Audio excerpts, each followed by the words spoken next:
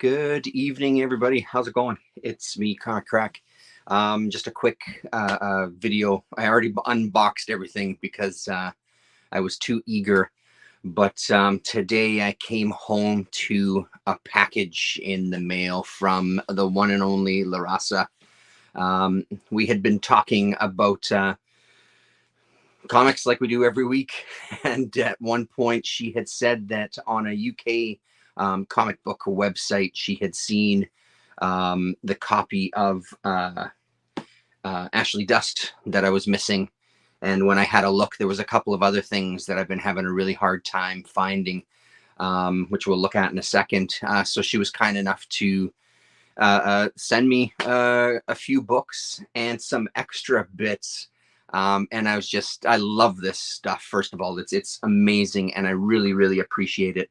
I was saying to my wife, I really do have a strong international geek alliance, nerd alliance. It's fantastic. I really appreciate this stuff. So let's have a quick look at what she made. So Rasa has been doing leather work for quite a while now, and she's shown off some stuff in our live streams as well. So she was kind enough to make me a leather bookmark with a Comic Crack written on it there, or stamped on it rather. That light behind there. Oh, I don't know what I'm doing. So that's pretty cool. I love that. Fantastic stuff. Now, the thing that was even more surprised, I wasn't expecting any of this stuff, is that she was telling me it was an experiment that she was trying, and god damn if they didn't turn out fucking amazing. She made me 2 magnets for my filing cabinet. So here's a Daredevil one. Hopefully that's showing up, trying to get the right angle on it there. But so it looks like it's kind of etched in. You can feel that it's etched in, and it has this kind of gold finish to it. It's unreal stuff. I'm not sure. I can't wait to see her on a Sunday, if it's this Sunday or whenever our next chat is. Hello, Tim. How you doing? I want to find out how she made this. So this is spectacular stuff. So there was the Daredevil one, which we will put right there. And then, of course, she also made me a Doctor Strange magnet. And I love both of them, but I think this one is my favorite out of them. It's not really showing up as well, but the lettering on that there, I think, turned out just beautifully. So like I said, I'm really curious to see, to talk to her, to see exactly how she made this. And for an experiment that she was just trying out, it really turned out wonderfully. So this is incredible, man. It's really, really incredible. So that one will go right there. So, I mean, the filing cabinet is filled with magnets. This is the newest one that I got at the mini Comic Con there. I couldn't pass it up. He had a stack of them. Hello, Gore Vidal. Don't contact Alex Jones, please. He'll deny my existence or something. So there's that one. And then, of course, the old standby that I have on the cabinets there. So those are fantastic additions to the cabinets. And then for the books that she was kind enough to send, for some reason, there's just, I mean, I'm sure it's like this everywhere. Everybody has their kind of grails to some degree. Not that these are like grails that I'm sending in for grading or anything, but there's just been a few books that have been next to impossible to find for some reason. I can only attribute that to low print runs on stuff, is what I'm assuming. And the people that have bought the books haven't sold off their collection yet. So an issue of Caliber Presents. This is number 12. This one has been on my wish list for a little while. I honestly don't remember exactly what it was in this issue. That oftentimes when I'm reading some of this stuff, I'll kind of do a little bit of digging on the artists or creators, especially when it comes to these indie books, and just kind of look at stuff that's interesting or want to see more of their work. So this popped up. So Ken Landgraf is in this, but also Gary Cato. And I have a feeling that Gary Cato was the name that I was looking for the bonus Boston Bombers. It's a sample of an ongoing series. I don't know if the series actually came to pass or what happened to it, but Ken Landgraf's name is there on Street Shadows. I'm guessing that it was those two names because none of the other names are jumping out at me that would have been the names that I was going for. So if you don't know, this Caliber Presents, it's a really great anthology. They're all, the issues that I have anyway are thick sons of bitches. And there's a lot of really great stuff in here. So this is from 1990, this particular issue. We'll have a flip to the Gary Cato pages here. So that's them there. Inked by him, rather. Not drawn by him, just inked. Kind of sci-fi looking story there. So I've got a small handful of these Caliber Presents books at this point. I think it's time to just kind of start digging into them and see what's going on. Some good stuff, good looking stuff here though. There's always, you know, usual anthology sentence that everybody utters when they talk about them is there's going to be some good and I'm sure there's going to be some bad. But I'm excited about that one. Another one that I'm very excited about that I just haven't seen here or even online in some of the usual haunts. I think I had it bookmarked on my comic shop for a little while and it hasn't really shown up. So from what's turning into, I guess, one of my new favorite 80s publishers, this is from 1988. So this is Nick Hazard, Interstellar Agent from Harrier Comics. Horde is on its way. Oh, awesome gore. I really hope you dig it. I saw that comment on the last video. I'm glad you were able to find a copy. So this is the other one that I have, Calgon the Golden, and I love the art in this.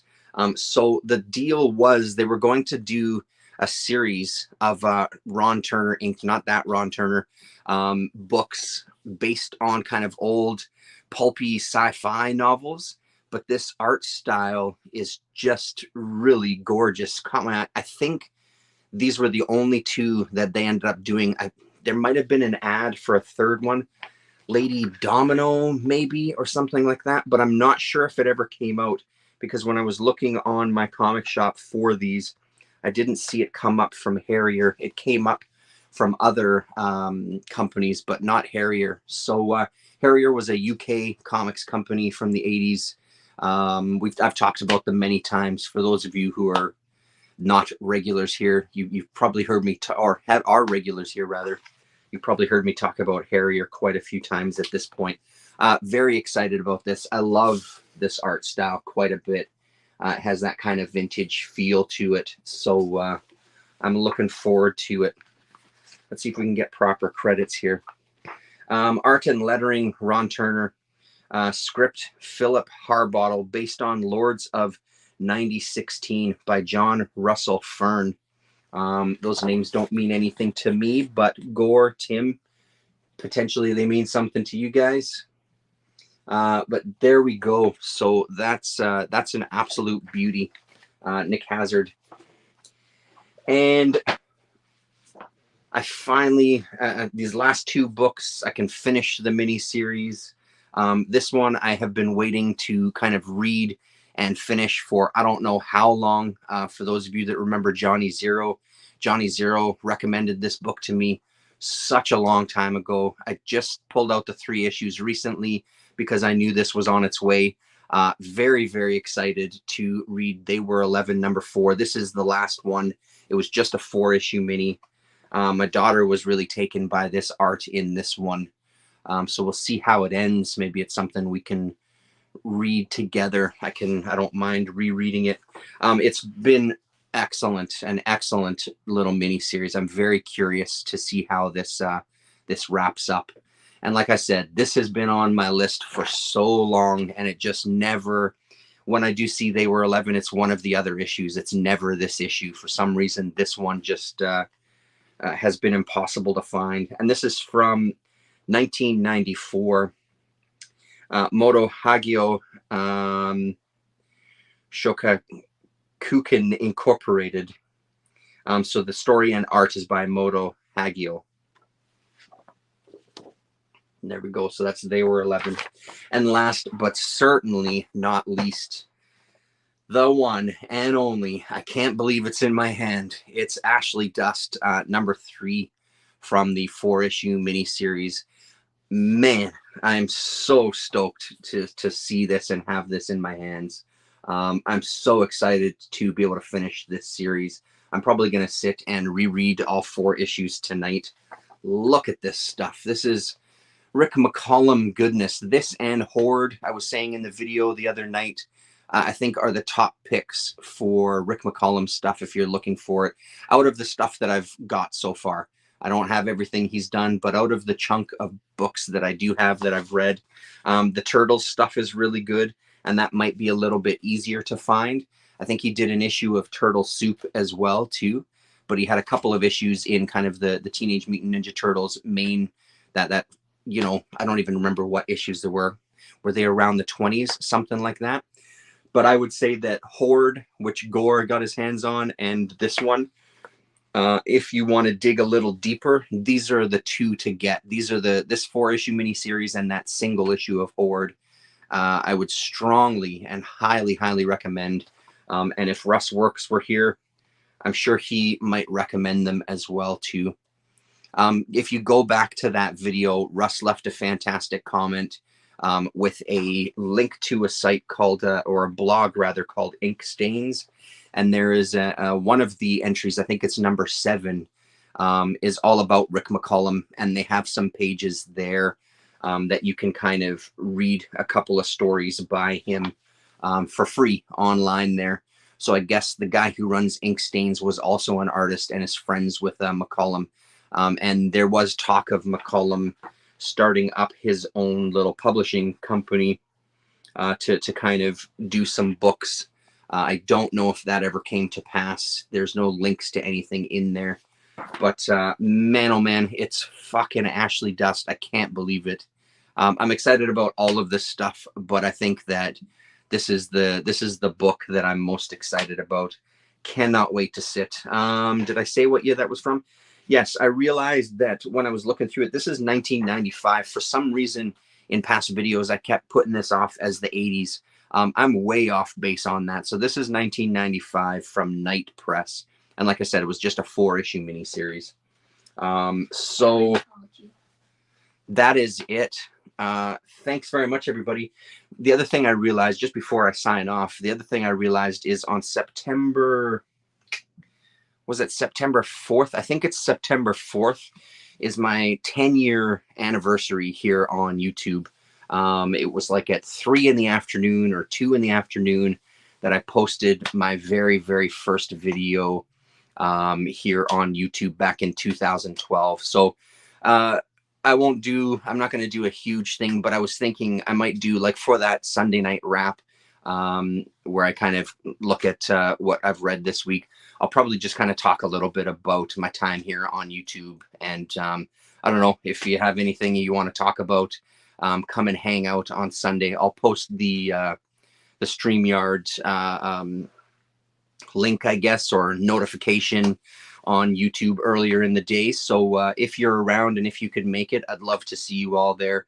And we'll sit and kind of chat books and just kind of talk a little bit about some of the crazy shit that we've seen over the last 10 years. We won't talk too much about the crazy shit we've seen because I don't want to get down that kind of rabbit hole. But I'm excited for it. I can't believe it's been 10 years. It's kind of mind-blowing. I absolutely will, Gore. That would be fantastic if you can make it. Again, no pressure to anybody. I understand everybody has their lives in the summer, but if you're around, I would love to see you. Thanks very much, everybody. Tim, good to see you. Gore Vidal, thanks for hanging out. And whoever else was lurking in the background. I know you